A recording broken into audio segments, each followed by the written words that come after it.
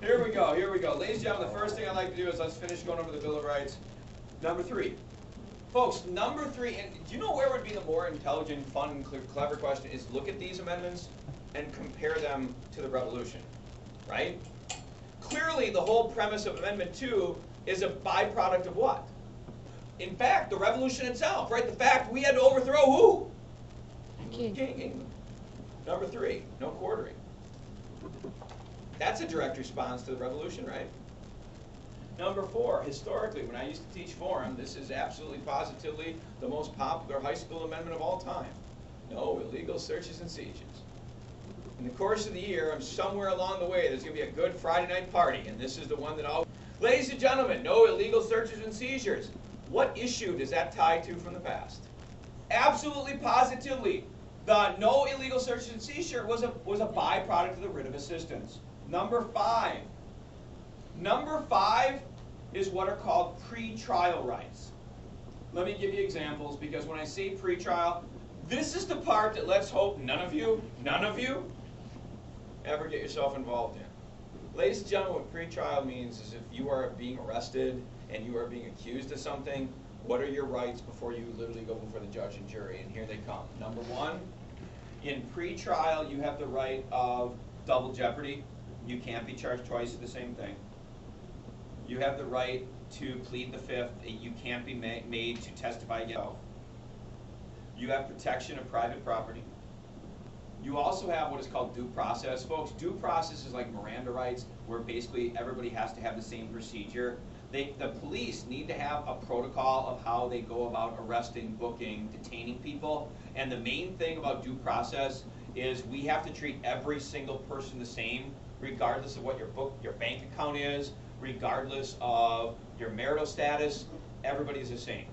And the last item is what is called a grand jury. And here is my trick question for the day. Does anybody know what a grand jury is? A grand jury is simply a very simple court proceeding. It's meant to be much quicker. The evidence burden is much lower. And basically the purpose of a grand is to see if there's a reasonable amount of connection. It's a test of the evidence. They basically have a group of, like a jury, a group of people who listen to the case, and they are not convicting you. They are simply deciding, do they feel that this evidence could connect it to the person? If they say yes, the case is sent to a legitimate trial. In a grand jury, it is simply determining, will it go to trial? If they say no, you're done, you go home. If they say yes, they will then schedule an actual criminal trial where you could go to jail. Number 6 is your rights at trial. And once again, let's hope none of you get yourself into this. Speedy and public. Bless you. Do not underestimate that. Ladies and gentlemen, this is like, remember the Vice Admiralty Law, the Administration of Justice? Speedy and public. The idea of a public trial is strangers. You guys live in Walworth County, or the Elkhorn, the capital. You guys can go in and literally sit and listen to court cases. What we want to look at, folks, is the idea of speedy. People often say no. When they say speedy trial, it's once the trial begins. It is not the entire length. Next, also under rights at trial, you have the right to a lawyer. You have the right to an impartial jury. You must be told of your crime. Again, you know how in TV shows they have like surprise witnesses, they have kind of this last minute, that's not allowed. In the real court world, anything that they are going to show or bring against you, literally you have to turn over to the other side, and it's called disclosure. So they have the right to try to explain or analyze where did that evidence come from and why would it be there. And the last one is you have the right to confront your witnesses. Please understand, folks, the real world is a lot different than high school. Somebody cannot go down to Mr. Trottier and say, I saw this, but I don't want to get involved. In the real world, if someone basically gives evidence against you, you have the right to cross-examine them. You have the right to question them. You have the right to find out if they have a vendetta or if they have some reason to lie. Number 7, you have the right to a civil trial. Again, ladies and gentlemen, when you look at number 7, this is where you have to constantly remind yourself of life, liberty, property. Do not underestimate how much Americans hold property dear? Amendment 7, civil trial, is about basically reclaiming property damage. If someone breaks your waffle iron, if somebody steals your cow, you have the right to try to get damages. You have the right to try to recover money. In a criminal case, that's 5 and 6, we are trying to punish someone. In a civil case, it is about restitution. You are trying to get back money for something that was lost or stolen or damaged. Number 8, no cruel or unusual punishment, and no excessive bail. Number 8, no cruel or unusual punishment, and no excessive bail. Ladies and gentlemen, number 9 and 10 would be ones I would definitely put a little bit more attention to. Number 9 is James Madison's baby. Number 9 is the amendment that James Madison would have patted himself in the back over. Remember, bless you, James Madison was terrified of the Bill of Rights. He was so afraid that one day James Madison was going to hurt people because this would have been your only rights. Ladies and gentlemen, the 9th Amendment basically says, in the most simple terms, the rights listed are guaranteed. They are not absolute. What James and Madison was afraid of is the amendments would be your rights and anything else would be prohibited. What the 9th Amendment does is it basically says the rights listed are absolute. They cannot be infringed. Basically, as an American, you can do anything else unless a law specifically denies. So, for example, you cannot murder a person. However, you are allowed to, change the way your hair looks. You're allowed to dye your hair. There are not laws that say you can't. For example, with my little kids, what we talk about is blue laws. There is a law that says you cannot push a moose out of an airplane in Alaska. Although that sounds silly and funny, let's be honest. Why did we make a law in Alaska that says you can't push a live moose out of an airplane? Some idiot did it, and there was no law that said it was illegal to push a live moose out of an airplane. Well, just to answer that in more modern terms, folks, originally there was a long time that we looked at things very literal. Is there a law specific to a bear? What we've done today is we've created broader laws, things like cruelty to animals. So we've made laws that are much more of a blanket law, so we don't need to have a law. I mean, there's another one over there. They're actually entertaining. If you ever get a chance, go read them. There is a law, I think it's Maryland, if Colin with a K can see it, that says you cannot take your lion to the movie theater. Once again, can you imagine you have a permit to own a lion, and one day you're like, you know what, I want to go watch the movies, and I'm going to bring Fluffy. Apparently in this little town in Maryland, that scared people, so they made a law that said you can't do it. Does everybody understand what the purpose of the 9th Amendment is? But does everybody understand what the 9th Amendment is saying? Basically, if society wants to restrict you, for example, for years you did not have to wear a seatbelt, right? Because the law didn't say so. Today you do, because there's actually a seatbelt law, right? Do you have to wear a helmet when you drive a car? Why? Technically speaking, if you watch NASCAR, would wearing a helmet actually probably provide a higher degree of safety when people drive a car? But it is not required. Number 10, the 9 and 10. The reason I say 9 and 10 is I think those are ones that are more likely to have issues in terms of historical context. Number 1 is just, you need to know it. I don't know how else to say that with number 1. Number 10 is all powers not stated in the Constitution are reserved to the states. So as we begin to talk about state rights, as we begin to talk about anti-federalism, Amendment 10 will always be the baby of the state writers. People who believe the states are there to protect us from an abusive government, that is Amendment 10. Let me give you an example. There is nothing in the Constitution that deals with drinking age. Technically, drinking age, drinking limits are set by states. Yes, the federal government has tried to be a little bit suggestive. The federal government has even become a little bit underhanded, but technically, speed limits and drinking age are set by states. The federal government has learned to cheat on some things. There's a lot of things that the state of Wisconsin determines. When it comes to the speed limit, there are states that do not like the 65. They think it's way too slow. Like if you guys have ever been out to Montana, holy Lord, is that boring. I mean, have you, honest to goodness, have you ever driven and you see all the antelopes and stuff in the side? I think it's so boring out there that the antelopes sit along the road in order to have something to do. It is that worthless out there. You can drive in places out there for hours and see pretty much nothing. Those states didn't like it, but what did the federal government do? The federal government came up with all these tests and surveys that showed speed limits above this. There's a higher fatality. They raise insurance. So the federal government began to tie in government funding for interstates to the speed limit. If you do not have a 65-mile-an-hour speed limit, the federal government charges you more. So you see how the federal government kind of played dirty? Well, do you know what some states did? Like I think it's Montana and some of the western ones. I remember I was out there when all this was about 20 years ago. States like Montana took out big billboards that said, speed limit, 65. Fine, $1 a mile for every mile up to 75. So literally, if you are speeding at 75, by law, the ticket was $10.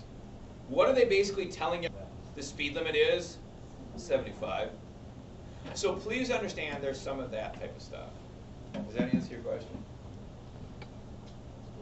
Where the federal government today has become a little bit more of trying to manipulate. When it comes to drinking age, it's the same way. Was it like the same thing with like that whole like marijuana thing?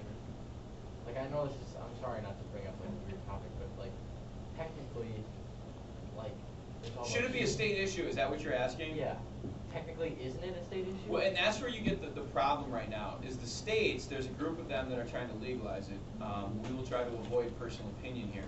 What was that? But the problem is right now there are federal laws. We've already said the supremacy clause. Of course, some states do not believe it's a federal issue. So right now, the states who basically make it legal are largely doing it in violation of the federal government. So for the most part, what you really see is you're not supposed to do it. Where the weird thing is this is where you get the really crazy thing about marijuana. We're going to go off. You get two completely different arguments with marijuana. One is that drug that idiots smoke, okay? Sorry. Two is you get hemp. And people say it's the same, it's not. Hemp is a product that is used for the making of like ropes and lines and wires. And ladies and gentlemen, during World War II, the United States was the world's largest producer of hemp because we needed it for like the cords for parachutes and stuff. Ladies and gentlemen, during Vietnam and all the anti-drug movement, we literally banned the cultivation of hemp. So part of it right now is some of the states are doing this, even though people argue it's for marijuana, it's actually to legalize a brand new product. And if you really go back and why was hemp, the plant, made illegal? The cotton industry. Because hemp, in fact, do you know what hemp also was being used? It was being used for the making of paper. You know, before people had tree farms, I mean, if you go back, even like the time of George Washington, hemp was actually used in the making of paper. Well, hemp is also a drug though, like. But there's actually two different plants. Because hemp is kind of the byproduct of the marijuana plant, but I believe there's kind of two different variants of the plant. The problem is when they made the laws, they basically designed that all forms of it were illegal. So as we talk about the legalization, you've really got two different groups of people. One group believes it could be a business for the making of a viable agricultural product, and the other one wants to make it a business for the selling of the drug. And they are different issues. Here we go. Again, 9 and 10, especially 10. 10 is going to come up. Folks, anytime you bring up a state wanting to argue or a state saying that this is a state issue, 10, 10, 10, 10. Because whenever a state disagrees with the federal government, for example, if you were in a state and wanted to disagree with the health care bill, the Affordable Care Act, States would try to argue that is a state issue. Questions? All right. Why don't we do England next? I don't know if there's any set order. Ladies and gentlemen, here we go. John Jay is the man who was in charge of this. There are actually 5 problems. Yesterday I only identified 1, so we're now going to look at the more specific.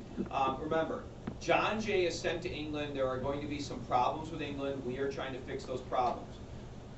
If you want to look at kind of a very humorous item, sorry about that. John Jay, he was originally picked to be the first Chief Justice. And the reason I want to point this out is at this time in history, the Supreme Court is so weak, it has such little power, that literally John Jay was on the Supreme Court for a few years. He basically resigned because he felt that it was a dead-end, worthless position, because at this point, the Supreme Court really has not established. They were more of a rubber stamp. Yes, we agree with this. No, we don't agree to that. They really could not make any decisions. So here we go.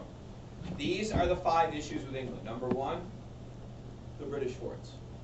For those of you who are trying to be more proper, right? Proclamation. When I say more proper, folks, you should be to bring that back to the proclamation. It is a way to remind yourself of things from prior units. Number 2, Native Americans. And when a lot of you, now this is one you got to get used to. Ladies and gentlemen, we have said over and over and over and over and over and over again, whenever Indians have a problem, what is the issue? Ladies and gentlemen, most people in this world are in denial about one thing: their own responsibility. Most people do not like to take the blame. Most people, bless you, do not look at themselves as a cause of a problem. When we look at the Indians, Americans are not very good at acknowledging we are part of the problem. Why? With England, we begin to argue that the British are giving weapons, supplies, and motivating the Indians to attack us. So it's not really about land. It's not really about us pushing the Indians. It is the English who are encouraging this because the English do not want to see us grow into Ohio. Why or what gives America proof to this? There will be several occasions where Native Americans will be seen using English weapons. They trade with the English. Remember the old frontier forts? There will be a battle where the Indians run to the forts kind of for safety. So America begins to believe that the British are kind of behind the Indians. 3, the Rule of 1756. If you want to be really accurate, do you know what that is? It's a navigation act. Ladies and gentlemen, the Rule of 1756 says neutral nations cannot trade with English colonies. And here is where your brains completely freak out. Where's the problem here now at this time? Okay, we're not an English colony, so why in the heck does America care? Because they have to trade with other English colonies. We want to trade with the West Indies for sugarcane. We want to trade with Canada for fish. Because if it's under the Rule of 1756, by law, those products are supposed to go where? Back to England, and therefore if we wanted to buy them, we would have to buy them from England. Now, you think of the stupidity of this. You would have to load the product on a boat, send it back to England. England would put it on a new boat and send it back to America. That is going to make the products more expensive. So please understand, the Rule of 1756 is, and why, and I think we've already said it, why did America never worry about that before? We were a colony. Okay? 4, I don't think you've ever heard this word before. Impressment. With the exception of my little kids from last year. Does anybody know what impressment is? Impressment, or to press into service, is the British constantly argue. If they stop an American ship on the ocean, they would argue that the American sailors are still what? They're English. And if the British ship was in need of crewmen, they would literally take you, kidnap you, put you on the English ship. It's kind of like a draft. So to be impressed means you were forced into English military service. Clearly, America's argument to this is what? We're not English. Why is it hard to stop England on this one? They're on the ocean. They are big and strong and have the best navy in the world. and we really don't. And number 5, search and seizure of our ships. That was also pissing us off. And once again, I mean, we just said it. We hated it. It angered us. It bothered us. But the reality was, we didn't have the strength to stop them. And let's not be stupid. The British know that. So ladies and gentlemen, what we do is we send John Jay. He is supposed to fix the problems. This is called Jay's Treaty. So ladies and gentlemen, John Jay is going to work out a treaty to deal with the problems. If I discussed this yesterday, George Washington faces 7 problems. What is the cool thing? He fixes all 7. It makes it really cool on a test because you go problem, solution, problem, solution. Okay? Here's Jay's Treaty. Number 1, the British agree that they will abandon the forts, the proclamation line, on June 1st, 1796. 2, the British agree that America can trade with the West Indies. Sugar, sugar, sugar, sugar. If you need to, write the word. But only ships under 70 tons. This is a compromise. The British agree to modify the rule of 1756. A 70-ton ship at this time would be a small to medium-sized ship. It's a compromise. The largest ships would not be allowed. We'd have to make small little runs. That's it. Now let's see if anybody's quick-witted here. The British make no reference to impressment, search and seizure, or the Indians. Everybody understand that? How would America justify the Indian thing? Would America say that there was a solution to the Indian problem? Ladies and gentlemen, England never acknowledges they were helping the Indians, but when the British leave the frontier, it makes it much harder to. If the British aren't on the frontier, can we blame them anymore? It's going to be a lot harder. Seizure and impressment. Does anybody know very simply what is going to be England's response? It's our right as a warring nation. If you don't like it, stop us. England is going to flat out argue, we are a warring nation. Simply, the English argument is we are searching. Every person who is impressed, what is England going to say? They are going to argue, no, no, no, that wasn't American. That person, they had this commitment or this promise. When it comes to search and seizure, England is going to argue, we are searching to make sure you're not trading with the horrible, nasty, bad French. If you trade with the French, we will punish you because you are hurting us. You don't want us to search you? Don't trade with the French. In that case, why don't we do Spain next? These are not hard treaties, but I will be honest, I have done this enough. Do you know the biggest mistake people make on England and Spain is they forget the treaty name. Jay's treaty is with England. The next treaty, Spain, the treaty is called Pinckney's Treaty. The problem is over our southern border. Ladies and gentlemen, the problem is if you remember back to the Treaty of Paris, it simply said the southern border was Florida. The problem is Florida is not a defined border. Where is Florida? The Spanish were literally arguing that they got most of this. In Pinckney's treaty, we send Pinckney down to talk to the Spanish, and this is the deal we work out. And please understand, this is a crappy deal. We agree to the 31st parallel. Now, the 31st parallel, does everybody see that line right there? In fact, today, if any of you ever wonder why does Florida have the panhandle, why does Florida have this long stretch? That's the 31st parallel. It goes back to Pinckney's treaty. Please notice, look. In Pinckney's treaty, the 31st parallel was not just there. We agreed, in order to appease the Spanish, that the 31st parallel would extend all the way to the Mississippi River. We literally gave the Spanish the entire Gulf. We literally took away Alabama and Mississippi's access to the ocean. Again, why did we do this? Because we needed to come up with a border. Up until this point, there was no defined border. The Spanish were arguing that the border was way up here. In order to come up with an agreement, we agreed here, but of course, what is the problem? The Spanish got the best land. They got the land along the Gulf of Mexico, and most importantly for the Spanish, they connected New Orleans to Florida. There's one more part, actually 2 more parts. Again, for the life of me, I don't understand why anybody ever thought Pinckney's Treaty was good, other than the fact that I think they had been more of an ally. Number two, New Orleans was a closed port, which means we did not have an effective right to use it.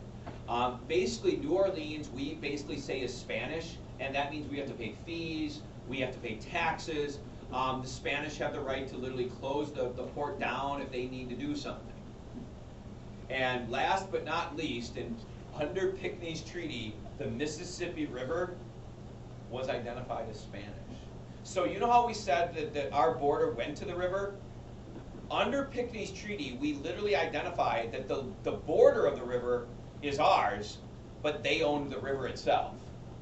Clearly, the Spanish are pretty good in this. And again, when you look at it, the main thing you probably want to look at is the Spanish were being more aggressive and bully. They were threatening, well, we are going to simply advance. America was operating out of more of a position of weakness, and that is what we came up with.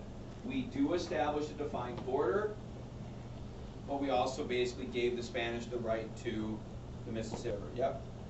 Oh, I'm sorry. The one thing I should say is even though we said the river was Spanish, America was given the right to use the river. So I should at least say that. America had a legal right under the treaty, and please understand this becomes confusing when the Spanish give Louisiana to the French. Because under this treaty, we acknowledge that the river is Spanish. Eventually, the Spanish give this land to the French, and all of a sudden, if the French own it, do they have to honor the treaty? Because the treaty says the land is part of Louisiana. Well, all of a sudden, that is now French land and later. Because I do not want to go into the biggest one, I am going to do another smaller one. Let's do Indians. Ladies and gentlemen, with the Indians, we're going to have kind of a very interesting, bless you, very neat idea. Somewhere around 1790, the Indians of Ohio, and please notice we are still dealing with Ohio. This is the same as the French-Indian War. It is the same as the Proclamation. There is a major conflict over who gets Ohio. Here's the big item. Somewhere around the year 1790 is the Indians of Ohio, and it's something like 13 different tribes, 13 different nations. The Indians of Ohio come together, and they will form what is known as the Indian Confederation. Remember the Articles of Confederation? Ladies and gentlemen, the Native Americans create a confederation where they basically identify that their biggest threat or danger is the Americans. And the Indians agree that they are going to begin to work together, come together, and their number one objective is to stop expansion. Okay? And for those of you who do not know me, I'm sorry. But at this moment, I will probably have my happiest moment of the year. The leader of the Indian Confederation, see, look at what great pride in those boys over there. Ladies and gentlemen, the leader of the Indian Confederation is the most awe-inspiring, coolest, most amazing name of all time. The leader of the Indian Confederation is Little Turtle. Yes, the leader of the Indians, the great Indian chief, and I think that is the proper way to say it, Little Turtle. I do believe, if anyone is ever curious why he got the name, I believe he was actually an Indian that was balding. So the little turtle was in fact was kind of a reference to the bald spot in his head. They referred to it as the turtle shell. I mean, if you really, oh no, I lied. He was scalped. He had been scalped, so the bald spot was actually a scalping, and of course it hadn't killed him. So here we go. Ladies and gentlemen, as I've said over and over and over and over again, what is ticking off the Indian Confederation? Land, right? I mean, white people are coming in, white people are building farms, white people are putting up their crops, and the Indians get pissed because the Indians are constantly being pushed and pushed and pushed. And what you want to understand, folks, is the United States government really was not clear with what the policy was. The United States government was really trying to kind of, okay, well, we don't want to be murderers. At the same time, we don't want to stand in the way of progress. So the government was kind of like, we don't have a policy. Well, of course, that didn't stop the frontier people and the poor people. And eventually, this is what happened. And this is, stupidity. Think back to Bacon's Rebellion. What had become the tradition on the frontier? How do you deal with this if it becomes a problem? You create militias, right? Ladies and gentlemen, what starts the problem with the Indian Confederation is the frontier people formed a militia led by a man by the name of Joseph Harmer. And it's actually, I said there, it's Josiah Harmer. And of course, what you want to think of, folks, is Harmer was really copying Bacon. He was going to create a militia, go kill himself a bunch of Indians, open up a bunch of land, and expand. The problem was the Indians had begun to unite, the Indians had begun to organize, and in very simple terms, Joseph Harmer gets his butt kicked. The militia is the one who gets throttled. The militia is the one who gets beaten up. And of course, that creates a controversy because then, of course, the frontier people are arguing, look, the Indians are killing people. Well, eventually George Washington has to intervene, so George Washington in 1792 sends Anthony Wayne, remember the famous Revolution commander, and technically, what is his job? His job is to keep the peace. And here's where the problem comes. George Washington basically feels the best solution would be, to try to get the proclamation, keep them a little separate, and what the government, and this is going to be fairly common, is the government of the United States is going to honor the law, okay? Part of the problem is Indians do not understand or use the same laws. Here's what begins to happen. We basically draw a line. Indian land, American white people land, okay? Here's the problem. The poor frontiers people, the old indentured servantites,